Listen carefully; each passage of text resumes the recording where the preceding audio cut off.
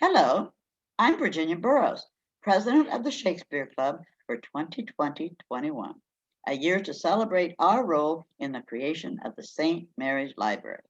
100 years ago, in 1920-21, the St. Mary's Community Library was made official, created by the Shakespeare Club with community support.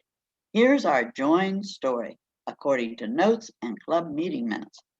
The Shakespeare Club was formed in 1888 by General August Willett, a Civil War veteran who settled in St. Mary's after the war and is buried right here in Elm Grove Cemetery.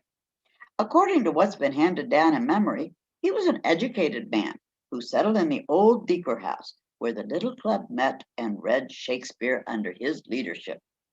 Since then, the club has continued, and although some changes have been made in the line of study, the basic format remains the same. A different play is chosen for the first half of each year with presentations and discussions by members. After the Christmas season, topics relevant to the play's theme or to current events are presented and discussed. In addition to its study of Shakespeare, over the years the club has contributed to civic enterprises. But the work of which the club is most proud is the founding of the Community Memorial Library, originally for the purpose of supplying enriching reading matter to our boys and girls who had limited libraries at home. Ironically, just as there has been a pandemic in 2020-21, in 1920-21, there was an epidemic of measles on the east side. Dr. Harry Noble told me that as the children started to improve, it was hard to keep them in bed as they had no books or toys to entertain them. If your Shakespeare Club wants to do something really worthwhile, he said, why doesn't it start a library for children? I was club president and told this story that very afternoon at the meeting. Everyone was interested and most enthusiastic, but it was an uphill climb as the question of finances was like Banquo's ghost. Many a movie did we sponsor at the theater, and I shall always remember Mr. Thomas Broad's kindness and interest. When we were not too successful, he would divide the profits with us, often giving us the entire amount. The year 1921 was an important one to our club, as that year we were federated and also resolved to establish a library. Practically all that summer, I had a Studebaker car that looked like a stagecoach.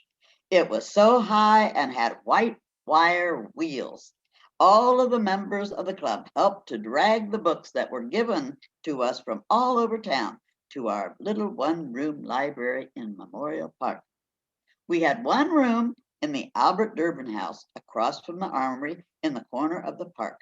Mr. Durbin was superintendent of Memorial Park, and there the children congregated on Saturday afternoons to look at comic papers and read the books donated by the citizens of the town, which were returned before closing time as we had no regular librarian.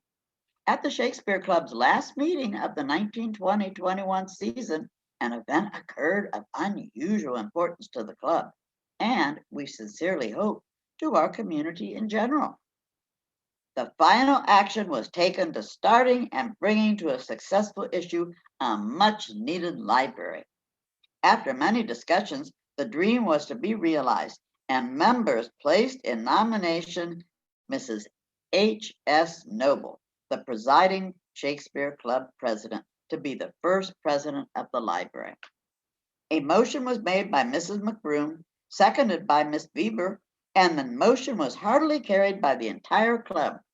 Mrs. Noble was given a free hand to make up committees from the Shakespeare Club to aid in every possible way, such as soliciting books, magazines, periodicals, and cataloging them and putting them in shape for circulation and all other ways to promote the undertaking. The home of the public library was the front room in the Community Park House and adopted the name of the Community Library Association in honor of our beautiful Memorial Park. After a campaign of newspaper advertising and soliciting books in a canvas by members, it was evident that our community was heartily in back of the project, judging from the generous donation of all kinds of splendid books. The formal opening of the library took place on June 14th, 1921, at which time an entertaining program was given, bringing the public in closer touch with the library spirit. The first opening was given in behalf of the children, and another formal opening for the adults 2 weeks later on June 29th in connection with a fine band concert by the St. Mary's Band, both occurring in the Memorial Park. Mrs. Noble, in her speech at the first formal opening, paid tribute to two active members who had departed this life just days before the opening. It is fitting that even 100 years later, tribute is paid with a book provided to the library in member of each member when they depart this life. In addition, the club continues to make a financial donation to the library each year. We are so pleased and proud that 100 years after their official beginnings, with changes in staff, members, and spaces, both the Shakespeare Club and library continue to thrive and educate our citizens.